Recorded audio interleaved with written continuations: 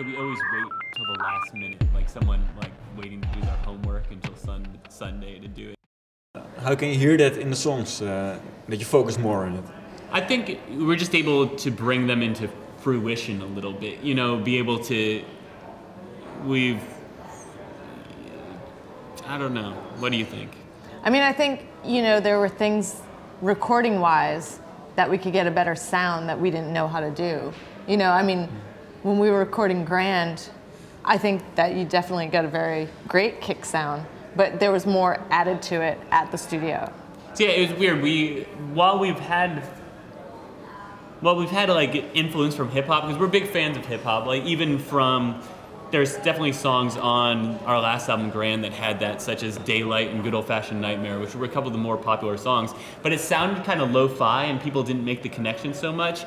And then when Sidewalks came out and there was clearly more like hip hop inspiration and stuff in the beats and, you know, dance stuff. And but I think it was clear because like it sounded, the production value was a little bit higher. Yeah.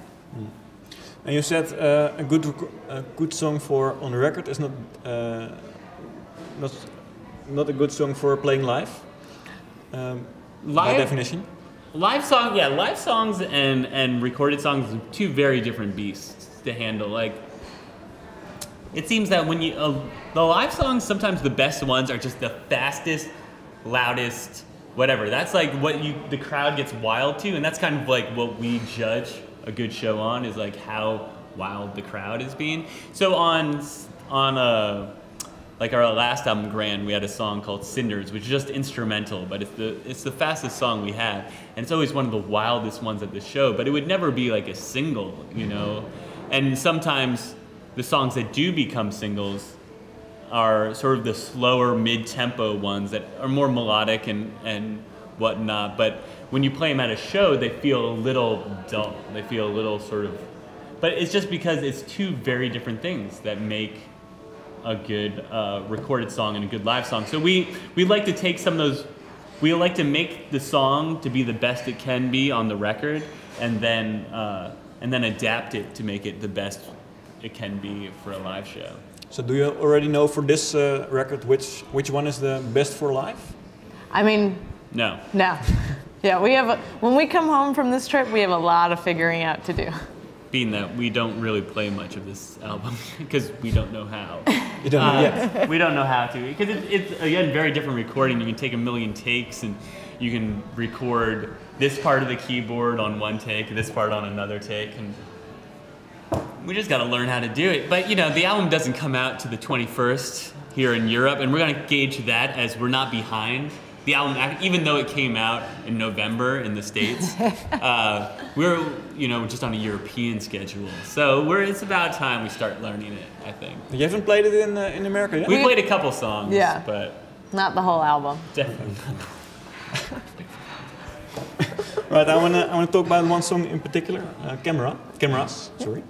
Well, let's just first start. How does a Matt and Kim song come about? And this one, where did it start?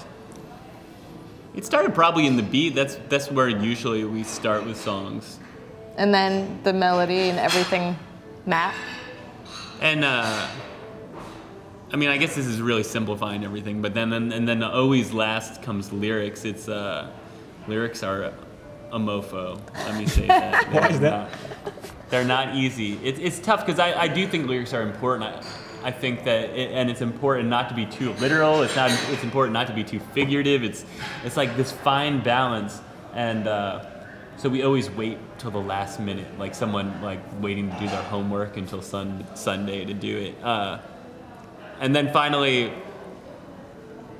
I don't know. And then Kim will say, "Let's do it all faster." That's usually the last thing that happens. Yeah. And what was it this time? What was the moment that you thought, we have to write the lyrics now for Cameras? Well, let's do it. It was the last week we were in the studio. We were finishing everything else up. But yeah. I mean, it's weird. It's kind of in a way we let the song, this sounds a little far out and whatnot, but we kind of let the song dictate what it's going to be about. We go very much about how something feels, like what does this song feel like it should be about, like once you have all the music done, rather than someone saying, oh, I'm going to write this song about this, and then I'm gonna make music that feels like that subject. You know, we think more in beat and melody and composition and whatnot than in those very literal terms. So what did this one feel about? Well, it In felt music? like, you know, it felt like a summertime jam to me. Like I could hear it, you know, musically, even before we had lyrics, I could hear it with your windows rolled down, like driving around, playing it loud, that kind of thing. And it made us start thinking about, like, you know, just our lives. You know, it kind of came to about being in New York and living your life every day, you know, in a different way that don't just wait for Friday and Saturday and Sunday and then go work for Monday through Friday or Monday through Thursday or whatnot. It's like, make sure you fit your life in Monday, Tuesday, Wednesday, Thursday. Get your life in there every single goddamn day and have a blast doing it. I think that's sort of what it felt like.